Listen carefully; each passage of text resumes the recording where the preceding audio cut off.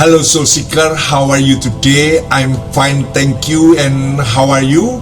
Aku harap semua dalam keadaan sukacita, dalam keadaan bahagia, di dalam damai sejahtera Tuhan. Dalam Paskah tahun ini merupakan suatu gairah yang besar kita untuk terus mendekat kepada Tuhan. Hidup mengerti akan panggilan Tuhan, hidup mengerti dan memahami akan kehendak Tuhan. Soul Seeker, ikuti tayangan aku pada kali ini di hari Paskah ini. Kiranya boleh mendapat berkat tersendiri dalam hatimu dan kamu makin sukacita dan bergairah untuk melayani Tuhan. Puji nama Tuhan. Haleluya. What happened in my life can be experienced for you guys. To keep high spirit. Thank you once again, all of you who watch this video. I ask for you prayers and support so that I can keep inspiring all of you. I'll see you guys in another video, and as always, stay strong and awesome.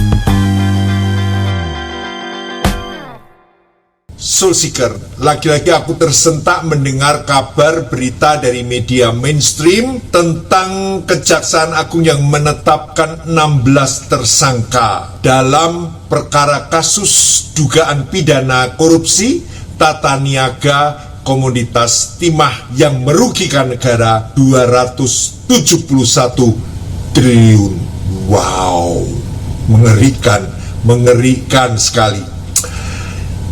Sisi lain, waktu aku melihat di tayangan sosmed di mana Crazy Rich sempat memamerkan tentang rumahnya yang mewah megah, dilengkapi dengan kolam renang, ruang karaoke, gym, salon, wardrobe room dengan tas-tas branded yang luar biasa banyaknya. Bahkan ada unggahan berita dari sosmed saat berlibur ke luar negeri dikarenakan permintaan anak-anaknya yang sudah tidak betah di rumah mewah itu dan ia ingin keluar, dia ingin mencari angin segar dan mereka pergi ke luar negeri untuk menyenangkan anaknya. Dan hal yang mengagetkan juga ketika seorang ayah dari Crazy Rich ini memberikan sebuah pesawat jet kepada anaknya yang berulang tahun. Padahal anaknya masih kecil-kecil. Waduh, luar biasa. Wow, kok iso-isone sugih blegedu kaya ngono. Piye carane? Aku ndak ngerti, tetapi carane ternyata korupsi. Ini tidak memuliakan Tuhan. Ini sangat menyedihkan dan bahkan menyesakkan hati bagi masyarakat Indonesia. If you are new to this channel, well, I'm really excited to have you guys here. First of all, let me just say that, but second of all, please subscribe guys. I'm trying to do some really special things on YouTube. Soul Seeker, Daniel Tai menyandang status sebagai pria paling hemat di dunia.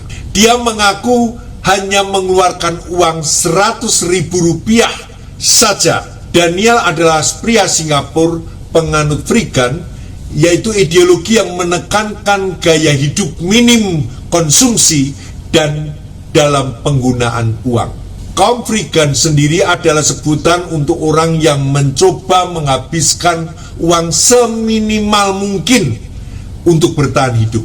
Kebanyakan penganut vegan memilih untuk memakan sisa-sisa makanan yang dibuang oleh orang. Soul Seeker, kita hidup di dalam dunia yang serakah. Ya, bukan hanya itu, bahkan kita dipengaruhi secara tidak sadar jika keserakahanlah yang seolah-olah benar, karena orang-orang yang tidak serakah akhirnya terlindas hancur dan tidak akan pernah menuju pada pintu gerbang keberhasilan. Keserakahan ternyata mengambil bentuknya bukan hanya pada materi saja. Soul Seeker, keserakahan ternyata mengambil bentuknya bukan hanya pada materi atau uang saja, melainkan juga dalam bentuk-bentuk yang lain. Ada orang yang serakah dengan gila kehormatan, yang lain lagi serakah dengan jabatan dan kekuasaan kedudukan. Keserakahan ini dalam kenikmatan yang sebenarnya palsu dan menyesatkan orang itu sendiri. Selain keserakahan, kita juga sudah terbiasa hidup dengan spirit kompetitif. Bahkan di kalangan pemimpin-pemimpin agama juga banyak orang yang mengaku dirinya religius, menolak paham evolusionisme, ternyata malah menghidupi pandangan Darwinisme secara harafiah. Kelangsungan hidup yang paling kuat, yang paling cerdas, yang paling elit, yang paling berbakat, itu teori daripada Darwinisme. Di satu sisi mereka memeluk paham kreasionisme atau penciptaan, tetapi pada sisi yang lain mereka mengkhianatinya. Orang yang biasa hidup dengan semangat bertahan hidup atau survival spirit memang pada umumnya memiliki karakter kompetitif. Entah aku yang menang, kamu yang kalah, atau kamu yang menang dan aku yang kalah. Mungkinkah dalam keadaan seperti ini kita dapat hidup menyenangkan hati Tuhan? Soul Seeker, sadarkah jika dunia selalu mengajarkan untuk menjadi orang yang superior, berpikir besar, melakukan hal-hal yang besar, bahkan kalau perlu omong besar. Dunia dipenuhi dengan orang-orang yang menderita penyakit inferior kompleks, yang tidak mampu menerima kodrat yang Tuhan berikan pada dirinya. Di Singapura ada yang disebut dengan 5CS, cash, car, credit card, kondominium, country club, uang tunai, mobil, kartu kredit, kondominium atau rumah mewah, keanggotaan klub. Mereka yang belum memiliki 5CS ini belum dapat dianggap berhasil hidupnya di Singapura. Terakhir, belum lagi anggapan dari masyarakat timur yang sangat image driven. Apapun yang dilakukan hanya untuk menjaga muka saja, hanya untuk menjaga gengsinya saja. Dan tentu saja yang disebut muka di sini adalah muka diri orang itu sendiri, dan muka kelompok orang itu, muka partainya, muka gerejanya. Dan apakah hal itu relevan dengan prinsip kitab suci? Hal ini tidak sama sekali, melainkan hanya perlawanan-perlawanan dan permusuhan-permusuhan yang terjadi. Amsal 27 ayat 20 mengatakan, dunia orang mati dan kebinasaan tak akan puas. Demikianlah mata manusia tak akan puas. Penulis Amsal banyak melakukan observasi dalam kehidupan manusia sehari-hari. Kemudian ia mengambil kesimpulan dan menjadikannya kalimat-kalimat yang boleh memberikan peringatan atau ajaran bagi mereka yang mau mengikutinya. Di sini, mata manusia yang tidak pernah puas disejajarkan dengan dunia kematian. Jika ketidakpuasan sangat terkait erat dengan kematian, betapa lebih lagi kaitannya antara kepuasan yang sehat dengan kehidupan. Namun sayangnya manusia lebih sering memilih untuk mau disesatkan oleh keinginan matanya sendiri. Amsal 14 ayat 30, hati yang tenang menyegarkan tubuh, tetapi iri hati membusukkan tulang. Ketidaksanggupan untuk puas dapat berakar dari iri hati. Ya, hati yang sempit, yang tidak sanggup untuk melihat kebaikan dan anugerah Tuhan dalam diri orang lain. Soul Seeker, menarik sekali jika iri hati memang seringkali didahului dengan perasaan insecure. Sebaliknya, Amsal mengajarkan kita untuk memiliki hati yang tenang, lawan kata dari insecure. Orang yang insecure dan iri hati sebenarnya merupakan orang yang egois dan hidup berpusat pada dirinya sendiri. Akibatnya adalah dia tidak tahan untuk menyaksikan keluasan anugerah dan kemuliaan Tuhan, terutama ini pada diri orang-orang lain. Jika kita mau menikmati rasa cukup yang sejati ini, kita perlu belajar untuk memiliki hati yang luas, hati yang tenang, to be calm. Memang ibadah itu kalau disertai rasa cukup memberi keuntungan besar. Di sini menjelaskan jika hidup ini merupakan sebuah ibadah di hadapan Tuhan. Karena apa? Karena segala sesuatu harus dilakukan dengan iman kepada Tuhan. Kolose 3 ayat 17 mengatakan, dan segala sesuatu yang kamu lakukan dengan perkataan atau perbuatan, lakukanlah semuanya itu dalam nama Tuhan Yesus.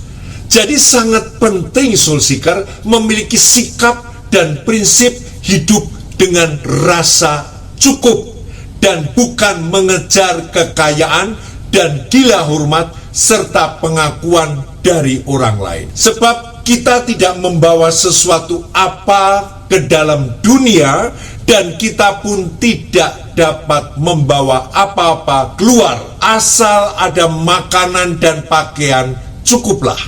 Tetapi mereka yang ingin kaya terjatuh ke dalam pencobaan, ke dalam jerat, dan ke dalam berbagai-bagai nafsu yang hampa dan yang mencelakakan, yang menenggelamkan manusia ke dalam keruntuhan dan kebinasaan. Wow, ngeri.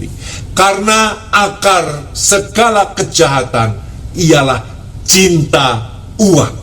Sebab oleh memburu uanglah beberapa orang telah menyimpang dari iman dan menyiksa dirinya dengan berbagai-bagai duka. 1 Timotius 6 ayat 6-10. Ini yang terjadi pada beberapa koruptor atau crazy rich yang karena cinta akan uang, karena memburu uang, akhirnya mereka menyimpang dari iman dan menyiksa dirinya dengan berbagai-bagai duka. Itu yang terjadi. Cukup jelas ayat-ayat ini.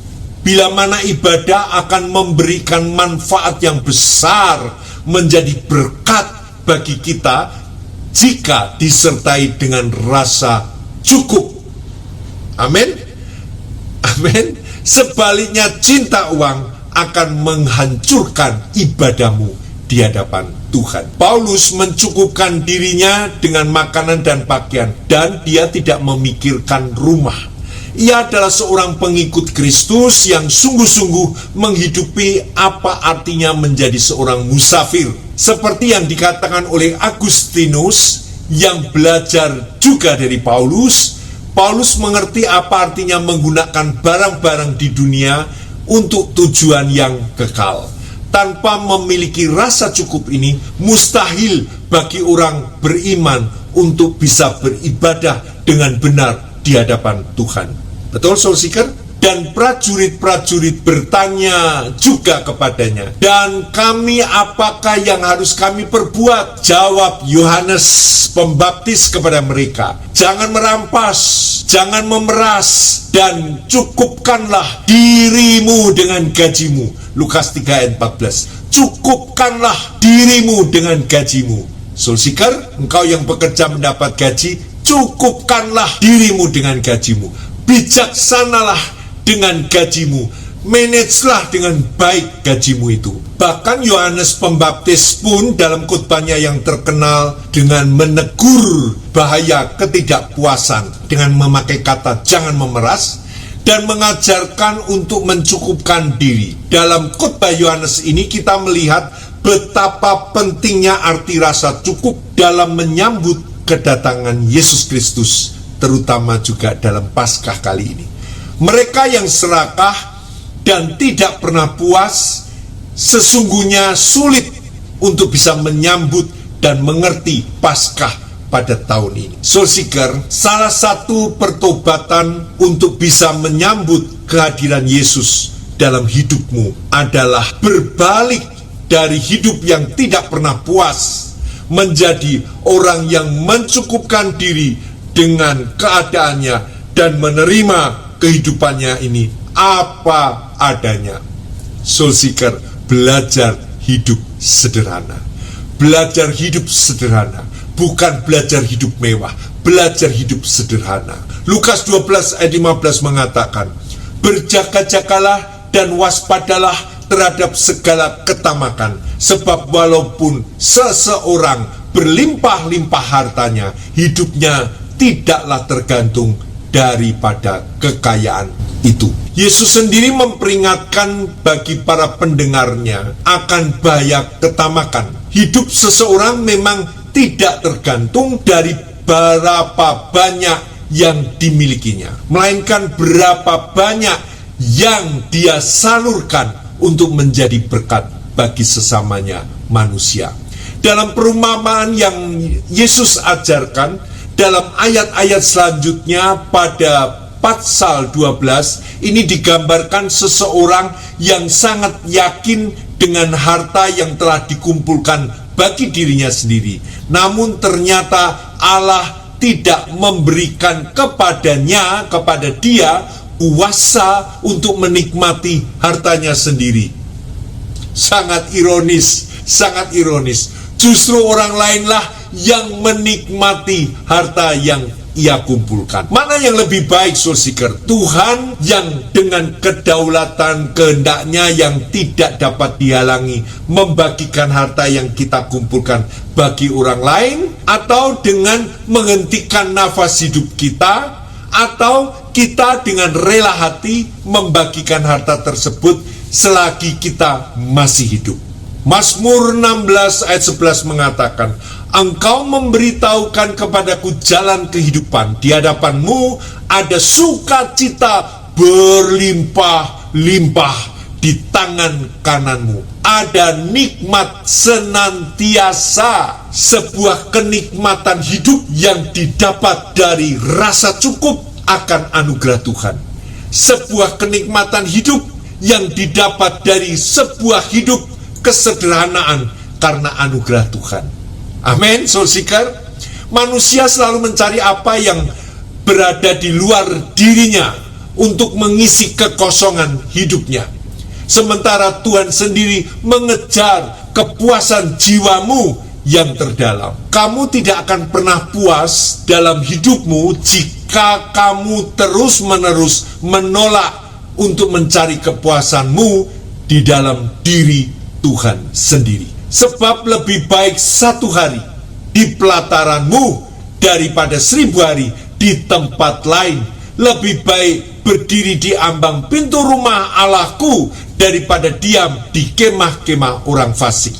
Mazmur 84 ayat 10. Pemazmur ini mendapatkan kepuasan hatinya dengan menikmati kehadiran Tuhan pada rumah Tuhan, bait Tuhan yang kudus. Soul Seeker, sebenarnya tidak ada sukacita sama sekali atau kegembiraan sama sekali yang ada dalam kumpulan orang-orang yang hanya menyenangkan diri sendiri. Sebaliknya, kehadiran Tuhan dalam rumahnya memberikan kepada kita kepuasan yang sejati. Soul Seeker mengerti arti ini, bahwa orang yang suka berkumpul dengan teman-temannya, dengan komunitasnya di tempat-tempat yang mereka rasa bisa, di mana mereka merasa bisa bahagia, sorak-sorak, hore-hore, dia lakukan di tempat clubbing, dia rasa menang, dia rasa bebas, dia rasa bisa melupakan segala bebannya. Padahal hal itu, kesenangan itu bukan kesenangan sejati. Kehadiran Tuhan dalam rumahnya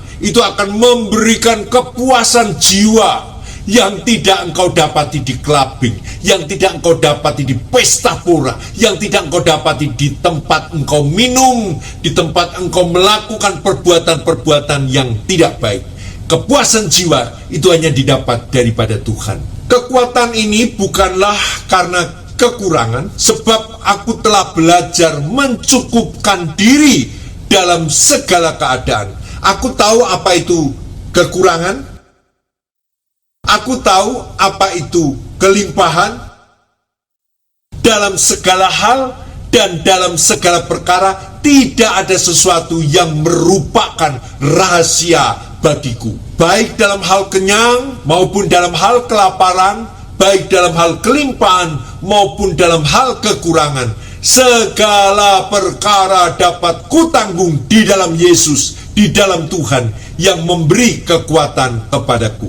Filipi 4 ayat 11-13. Perkataan Paulus ini akan menjadi sangat menarik jika dikaitkan dengan apa yang ditulis dari Amsal 30 ayat 8 sampai 9. Jauhkanlah daripadaku kecurangan dan kebohongan. Jangan berikan kepadaku kemiskinan atau kekayaan. Biarkanlah aku menikmati makanan yang menjadi bagianku, menjadi porsiku, menjadi berkatku. Supaya kalau aku kenyang, aku tidak menyangkalmu dan berkata, siapa Tuhan itu? Atau kalau aku miskin, aku mencuri dan mencemarkan nama Allahku.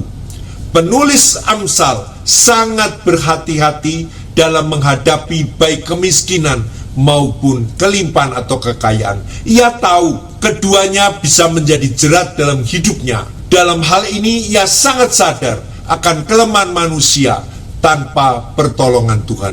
Paulus sebaliknya dengan iman berani menghadapi baik kekurangan maupun kelimpahan. Bagi Paulus segala perkara, baik itu kekurangan atau kelimpahan, dapat ditanggung di dalam Yesus Tuhan, Sang Pemberi kekuatan jiwa. Amin, saudara.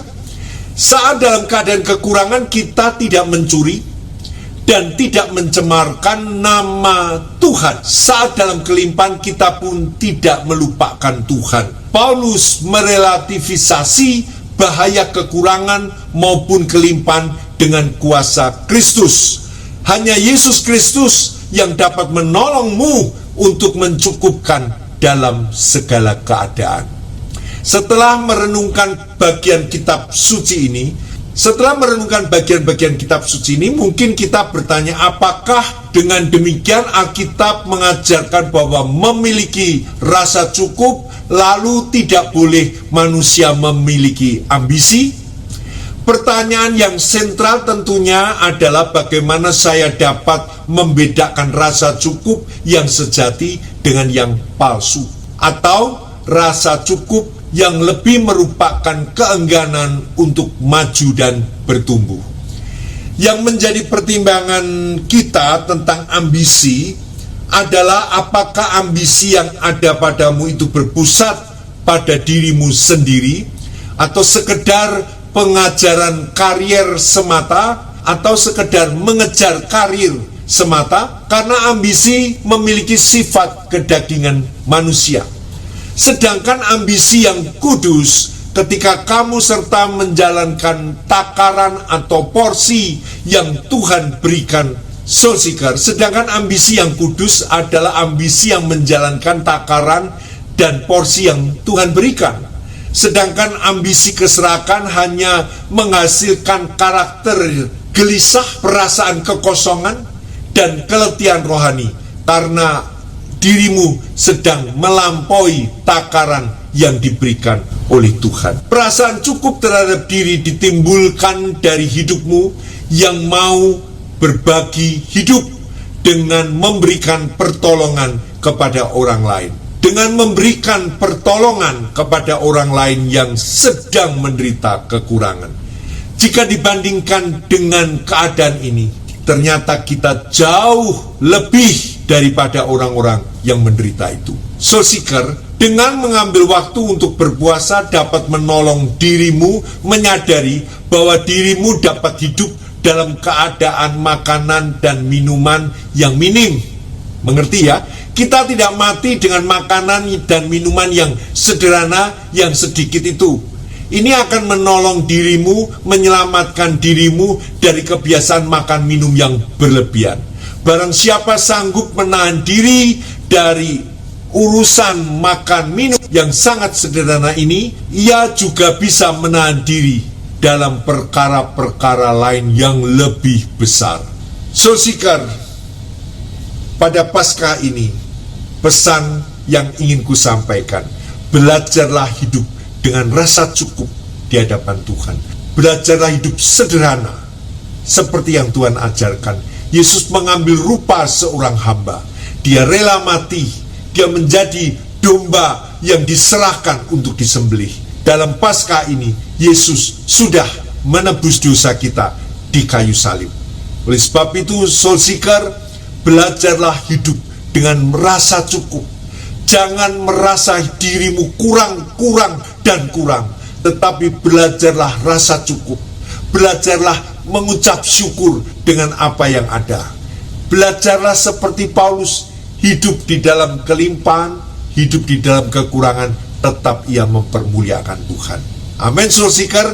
Tetap menjadi berkat, tetap beritakan Injil, karena Yesus sudah akan datang dan sudah dekat. Puji nama Tuhan, kiranya ini memberkati bagi orang yang ada di Think of Soul channel ini, dan terus maju dan menjadi berkat. Beritakan Injil dan bagikan hidupmu kepada orang-orang yang menderita dengan membantu, dengan memberikan bantuan uang atau makanan atau tempat tinggal, supaya mereka pun seperti kita hidup di dalam sukacita Tuhan. Dalam berkat Tuhan Yesus kita berdoa. Tuhan Yesus, kami mengucap syukur pada Paskah ini karena kami belajar untuk hidup sederhana. Kami belajar untuk hidup seperti yang Tuhan ajarkan, yaitu hidup dengan rasa cukup. Tuhan tolong setiap orang yang ada di Think of Soul YouTube channel ini. Tuhan berkati, Tuhan berikan ketahanan di dalam penderitaan. Tuhan berikan sukacita ketika mereka berlimpah. Mereka akan ingat Tuhan dan akan ingat untuk menolong sesamanya. Terima kasih Tuhan Yesus. Jadilah berkat di mana kamu berada, sebab Tuhan senantiasa akan memberkati hidupmu. Dalam nama Tuhan Yesus. Amin. Tuhan memberkati Soul Seeker. Tetap maju, tetap semangat. Kita song-song kedatangan Tuhan yang sudah dekat. Happy New Shalom Aleichem. Amin. Watch good my YouTube video from your friend. Of course, you guys might be following me already on my channel Think of Soul. Stay tuned for the end of this video. Thank you so much guys for watching this video. I appreciate you guys support, and until next time, peace.